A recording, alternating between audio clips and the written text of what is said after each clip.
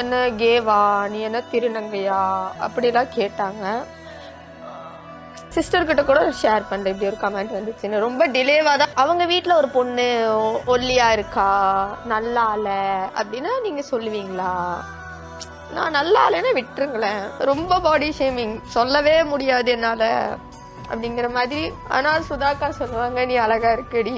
அது எனக்கு ரொம்ப சந்தோஷம். எனக்கு ஃபேமிலி இருக்கு, நானும் ஒரு பொண்ணு தான்.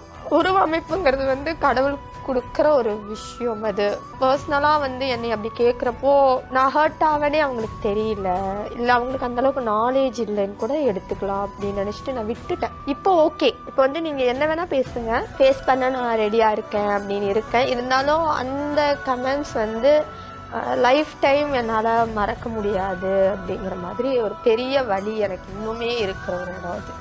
இதே மாதிரி வேற எந்த பொண்ணுக்கும் பண்ணாதீங்க.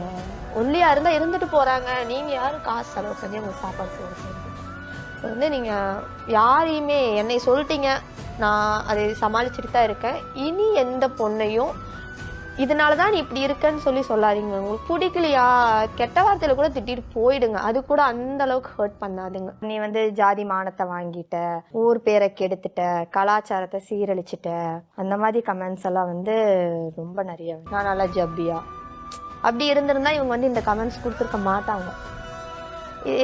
நான் போட்டிருக்க ட்ரெஸ்ஸு, என்னோட லுக் வைஸு, இதெல்லாம் இவங்களுக்கு பிடிக்கல. ஃபர்ஸ்ட் கமெண்ட்னா உனக்கு HIV இருக்கும் போல, அது இன்னைக்கு நினைச்சாலுமே வந்து நான் கொஞ்சம் உடையிற இடம் அதுவாக தான் இருக்கும்னு நினைக்கிறேன். கீழே மென்ஷன் பண்றாங்க, இங்க போய் ட்ரீட்மெண்ட் எடுத்துக்கோ நீ. அது வந்து எனக்கு எல்லா இடத்துலையுமே வந்து என்னை நானே வந்து ரொம்ப நம்ம ரொம்ப இதா இருக்குமோ அப்படிங்கிற அளவுக்கு உடஞ்சி நிக்க வச்ச இடம் அப்படின்னு சொல்லலாம். அது இன்னுமே என்னால் அந்த நிறைய பேசினாங்க, அதெல்லாம் ஓகேங்கிற மாதிரி தான் இருக்கு. பட் அந்த ஒரு கமெண்ட் வந்து கொடுக்காம இருந்திருக்கலாமோ, அது வந்து என்னால் ஏற்றுக்க முடியாது அப்படிங்கிற மாதிரி ஒரு பாயிண்ட். அது ஆக்சுவலி என்னன்னா, லீனா இருக்கிறது என்னோட ஜெனட்டிக். நான் இப்படி தான் இருக்கேன், சின்ன பிள்ளையிலேருந்து இப்படி தான் இருக்கேன். யாருக்கிட்ட கேட்டாலுமே என்னை குண்டா பார்த்துருக்கேன்னு யாரும் சொல்ல மாட்டாங்க. பட் வந்து அவங்க வந்து அதை மென்ஷன் பண்ணப்போ ஹஸ்பண்ட் கிட்ட கூட சொல்ல முடியல.